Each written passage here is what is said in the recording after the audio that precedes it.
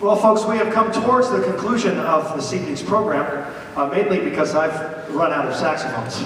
I do have one more instrument that I'll include in this final medley. This is a C Melody Saxophone. And a lot of folks don't know that there's actually a saxophone that's a little bit larger than an alto and a little bit smaller than a tenor. And that's where the C Melody falls. This was the most popular instrument in the 1920s, largely because it's pitched in the key of C. What that meant was this instrument could play piano music. So I suspect way back when, in the 20s, folks would gather around the piano in the living room, pull out their favorite piece of sheet music. The piano player could play the chords. And if you had a C melody in your hand, you could play the melody line right off the piano music. If you tried that with any of these other saxophones, it put you in the wrong key and it wouldn't work.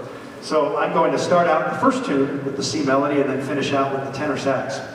Before we conclude, let me take a moment to first of all, is it Sasha? Am I close? Sasha, for her lighting and technical assistance. Let's give her a hand for that.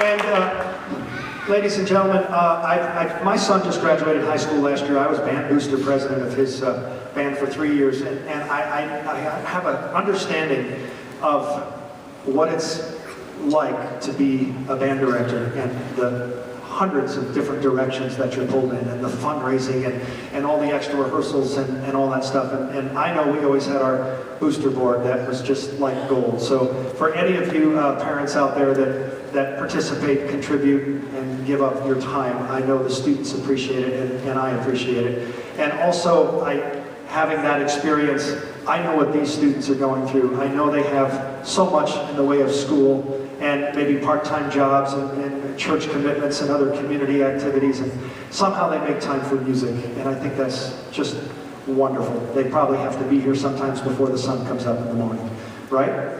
Sometimes, yeah.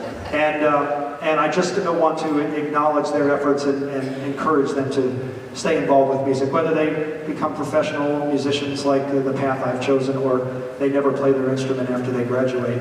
They at least have an understanding and appreciation for something that will always be a part of their lives. So please join me in thanking this wonderful talented team.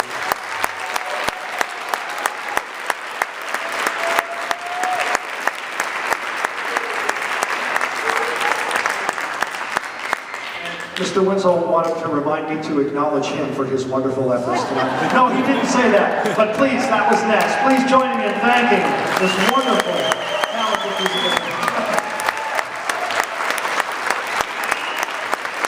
Oh, I can't believe I said that. I just gave it. He wanted me to remind me to, thank him. No, but he did want me to mention that at the conclusion of the concert, I'll keep these saxophones out. Feel free to come on up and take some photos. And I'm going to run out to the lobby by the CD table, and if any of you want to say hello or talk saxophones for a few moments before you go home, I would welcome that opportunity. So we're going to finish out with a medley of musical selections that people seem to always associate with the saxophone. I know you're going to recognize these songs, starting out with one on the C melody. If we go all the way back to, if you happen to know the name, Fred McMurray, My Three Sons.